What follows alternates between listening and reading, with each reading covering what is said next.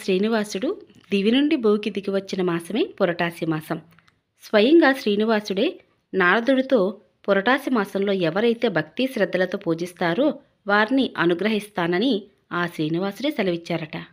కలియుగ దైవమైన వెంకటేశ్వర స్వామి భూమిపై ఆవిర్భవించిన మాసం ఈ పురటాసి మాసం. ఈ పురటాసి మాసంలో వచ్చే తిరుమల శనివారాలలో స్వామివారిని ప్రత్యేకంగా పూజలు చేస్తాం. 2024 సంవత్సరంలో ఈ పురటాసి మాసం ఎప్పుడు ప్రారంభమై ఎప్పుడు ముగుస్తుంది, అలాగే ఈ పురటాసి మాసంలో వచ్చే తిరుమల శనివారాలు ఎన్ని వచ్చాయి, ఇంకా మరెన్నో తిరుమల శనివారాల్లో పూజ చేసే విషయాల గురించి తెలుసుకుందామండి. పూజా వీడియో ఎక్కడ స్కిప్ చేయకుండా చివరి వరకు చూడండి. అందరికీ నమస్కారం అండి. అందరూ ఎలా ఉన్నారు? బాగున్నారా? నేను బాగున్నాను. మీరు ఇంకా బాగుండాలని మనస్ఫూర్తిగా కోరుకుంటున్నాను. హరే శ్రీనివాస.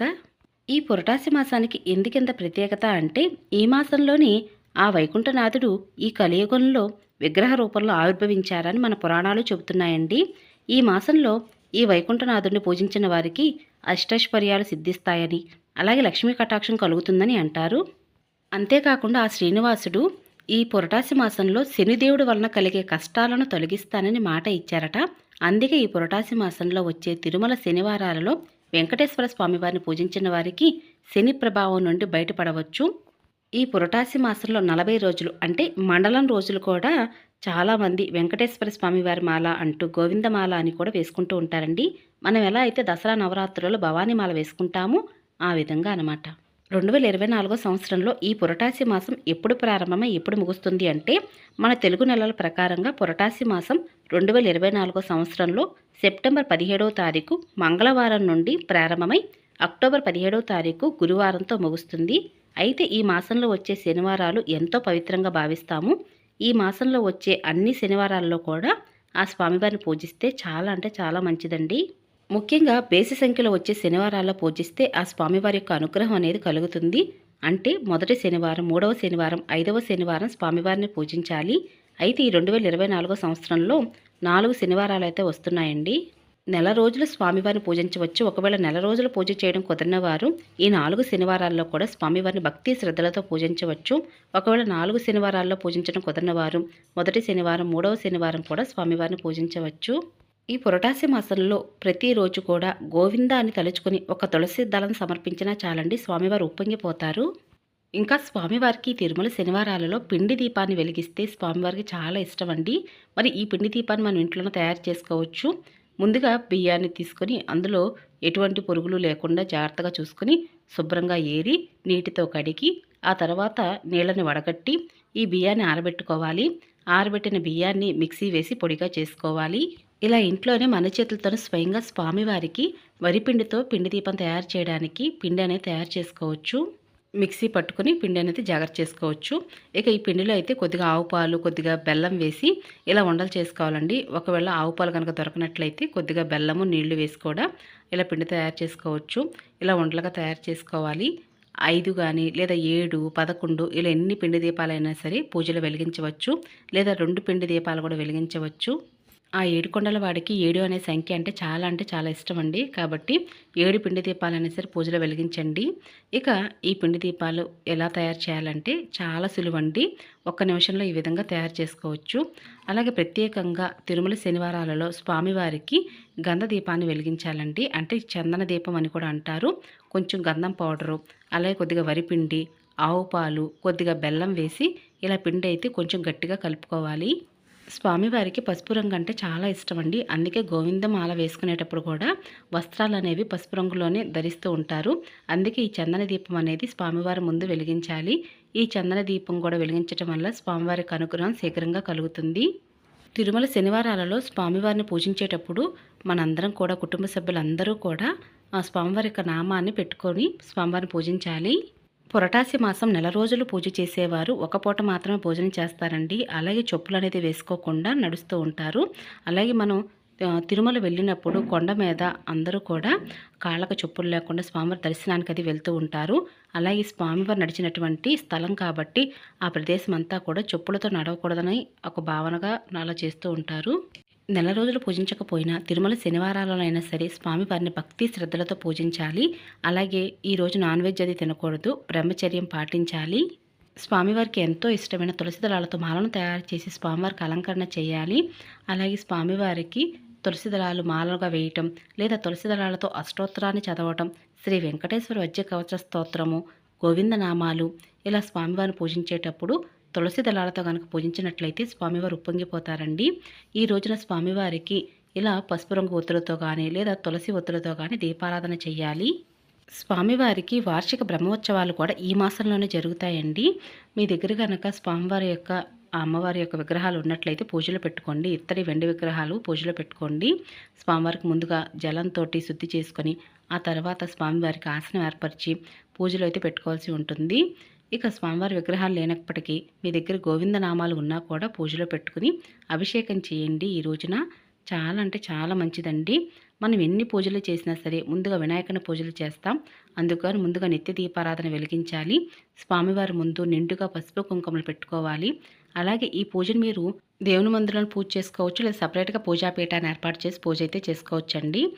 స్వామివారికి ఎంతో ప్రత్యేకమైన ఈ తిరుమల శనివారం వేళ స్వామివారికి సపరేట్గా పూజాపీఠాన్ని ఏర్పాటు చేసి శంకుచక్ర నామాల దీపాలు వెలిగించి ఆ తర్వాత స్వామివారికి ఎంతో ఇష్టమైన ధూపం అండి, దశాంగం కానీ ఇలా మంచి ధూపం సువాసన వచ్చేటటువంటి ధూప స్టిక్స్ని అయితే పూజలో వెలిగించవలసి ఉంటుంది. స్వామివారికి దశాంగం అంటే చాలా ఇష్టం అండి. కాబట్టి మీరు ఎవరి దగ్గరైనా సరే దశాంగం ఉన్నట్లయితే ఈ తిరుమల శనివారాలలో స్వామివారికి దశాంగం అయితే వెలిగించండి. ఇక స్వామివారికి మంచిగా దీపం ధూపం చూపించి ముందుగా వినాయకుడు పూజ చేసి ఆ తర్వాత స్వామివారికి అయితే అభిషేకం చేయవలసి ఉంటుంది. మీ దగ్గర స్వామివారి పాదాలు ఉన్న అమ్మవారి పాదాలు ఉన్న పూజలో పెట్టుకోండి. ఎక్కడైతే స్వామి అమ్మవారి పాదాలు ఉంటాయో అక్కడ స్వామివారు అమ్మవారు స్థిరనివాసం ఏర్పరచుకుని ఉంటారని ఒక నమ్మకంగా చెప్తారు. కాబట్టి స్వామివారి పాదాలు మీరు సపరేట్గా ఒక ప్లేట్లో అయినా వేసి పూజలో పెట్టుకోండి. మనం ఎన్ని పూజలు చేసినా సరే భక్తి శ్రద్ధలతో పూజ అయితే చేయవలసి ఉంటుందండి. కాబట్టి ఈ పూజను మీరు స్వామివారికి సుప్రభాత సేవ జరిగేటప్పుడు అంటే ఉదయం వేళ బ్రహ్మ ముహూర్తంలో ఉదయం 4 గంటల నుంచి 5:30 సమయంలోపు లేదా 6 గంటల సమయంలోపు పూజనైతే పూర్తి చేయవలసి ఉంటుంది. పంచామృతాలతైనా లేదా మంగళకరమైన జలంతో అయినా సరే స్వామివారికి అభిషేకం చేయవచ్చండి. ఇక్కడ కొన్ని శుద్ధమైన జలం తీసుకున్నాను. అందులో కొద్దిగా గంగాజలం అయితే వేస్తున్నాను. అలాగే ఇందులో పసుపు కుంకుమ అలాగే కొద్దిగా జవ్వాది పౌడరు ఇవన్నీ కూడా వేసి స్వామివారికి అభిషేకం అయితే చేయవచ్చండి. అయితే నేను ఇక్కడ ఏం చేస్తున్నానంటే స్వామివారికి పసుపు రంగు అంటే చాలా ఇష్టం కదా, అందుకని నేను కొద్దిగా గంగాజలము పసుపు జవ్వాది పౌడరు జవ్వాది ఆయిల్ వేస్తున్నానండి. ఇంకా కొన్ని పువ్వులు ఇలా వేసి కొద్దిగా పచ్చకర్పూరం కూడా వేస్తున్నాను. పచ్చకర్పూరం కూడా మంచి సువాసన వస్తుందండి. మనం ఎన్ని మంగళకరమైన జలం ఎంతలా కలిపినా కూడా అందులో కొద్దిగా తులసి దళం వేస్తే చాలండి. స్వామివారికి ఆ నీటితో అభిషేకం చేసినా ఎంతో ఉప్పొంగిపోతారు.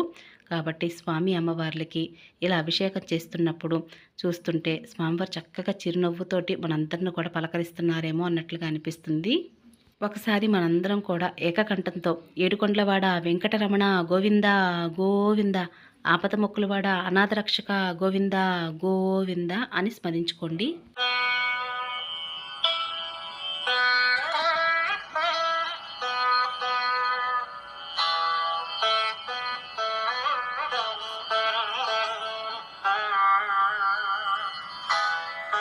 2024 సంవత్సరంలో మొదటి తిరుమల శనివారం సెప్టెంబర్ 21వ తారీఖు.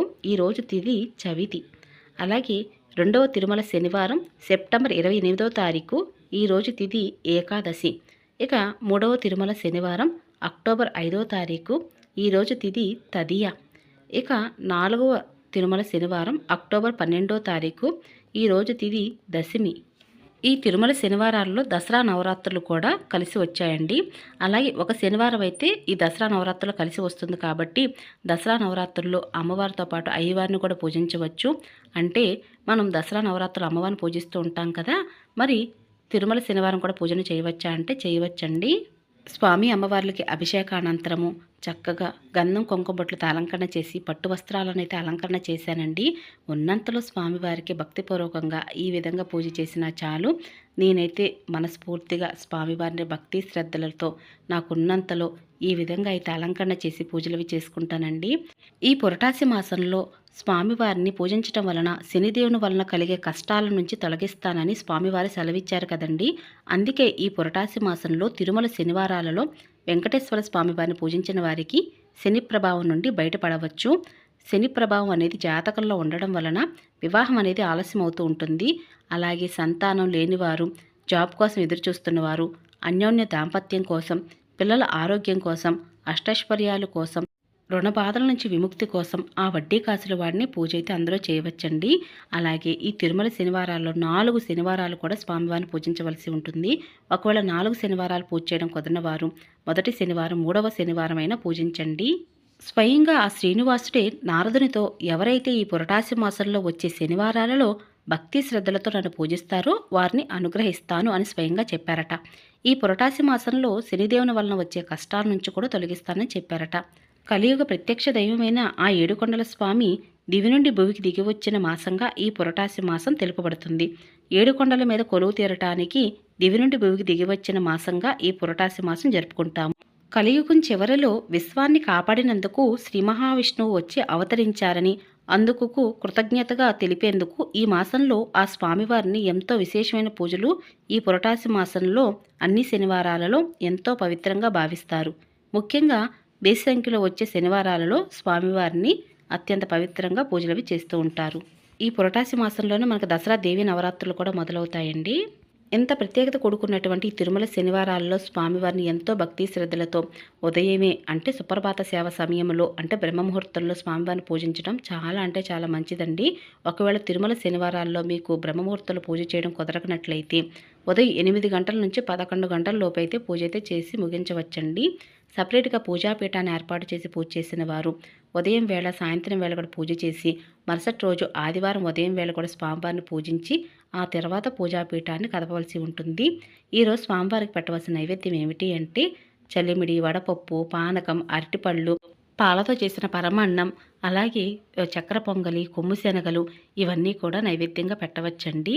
ఇవన్నీ కూడా భక్తిపూర్వకంగా స్వామివారిని భక్తి శ్రద్ధలతో పూజించి నైవేద్యంగా పెట్టండి. ఇక అలాగే మంగళహారతులు ఇచ్చి నమస్కరించుకోండి. మరి పూజలో పెట్టినటువంటి ఈ పిండి దీపాలు ఏం చేయాలి అంటే పూజానంతరం ఈ పిండి దీపాన్ని ఒక పిండి దీపం తీసుకుని మీ కుటుంబ సభ్యులందరూ కూడా ప్రసాదంగా తినాలండి. మిగతా పిండి దీపాలు ఆవుకు పెడితే మంచిది. ఒకవేళ మాకు ఆవుకు పెట్టి వెసులుబాటు లేదండి అనుకున్నవారు పారే నదిలో, బావిలో, పచ్చని చెట్టు మొదల్లో వేయవచ్చు. లేదా ఏదైనా ఒక పక్కగా పెట్టేసినట్టయితే చీమలైనా తింటాయండి. ఏ జీవికైనా ఆహారం తప్పనిసరి జీవించటానికి, అందుకు గాను చీమలకైనా సరే ఆహారంగా పెట్టవచ్చు. అలాగే ఈ రోజున ఉన్నంతలో ఎవరికైనా సరే ఒక పూట భోజనం చేయడానికి దానమైనా చేయవచ్చండి. లేదా సద్బ్రాహ్మణుడికి స్వయంపాక దానం ఇచ్చినా మంచిది. ఈ రోజున ఉపవాసం ఉంటే మంచిదండి. ఒకవేళ ఉపవాసం ఉండలేమో అనుకున్న వారు నాన్ వెజ్ అది తినకుండా పాలు పండ్లు లాంటివి తీసుకుంటూ కూడా ఉదయం వేళ సాయంత్రం వేళ పూజ చేసి సాయంత్రం పూజానంతరం ఉపవాసం అనేది చెల్లించండి. ఉపవాసం అంటే దేవునికి దగ్గరగా ఉండడం. ఇటువంటి చిన్న చిన్న నియమాలు పాటిస్తూ ఈ పురటాసి మాసంలో వచ్చే తిరుమల శనివారాలలో అందరూ కూడా భక్తి శ్రద్ధలతో పూజించండి. అయితే ఈ తిరుమల శనివారం ఆనవాయితీ ఉండవలసిన అవసరం లేదండి. ఎవరైనా పూజ అయితే చేయవచ్చు. ఆడవారు, మగవారు, పిల్లలు ఎవరైనా సరే ఈ పూజా వ్రతాన్ని ఆచరించవచ్చు. ఇప్పటి వరకు మేము ఈ పూజనైతే చేయలేదండి. మొదటిసారి చేస్తున్నాము. ఇప్పుడు చేయవచ్చునా అంటే చేయవచ్చండి. చక్కగా చేయవచ్చు. నెల రోజులు పూజ చేయవచ్చు. లేదా 4 శనివారాలైనా పూజ చేయవచ్చు. లేదా మొదటి వారము, 3వ వారమైనా పూజ చేయవచ్చు. ఆ గోవిందుడి యొక్క అనుగ్రహం అందరి మీద ఉండాలని మనస్ఫూర్తిగా కోరుకుంటూ ఇక ఇదేనండి ఈరోజు పూజా విధానం. మీ అందరికి నచ్చింది, యూస్ఫుల్ అవుతుంది అనుకుంటున్నాను. మీకు కనుక ఈ పూజా విధానం నచ్చినట్లయితే మీ ఫ్రెండ్స్కి, రిలేటివ్స్కి ఫార్వర్డ్ చేయండి. అలాగే లైక్ చేసి, షేర్ చేసి, కామెంట్ ఇవ్వండి. మరొక మంచి పూజా విధానంతో మళ్ళీ కలుసుకుంటానండి. ఇక అప్పటి వరకు నమస్కారం అండి.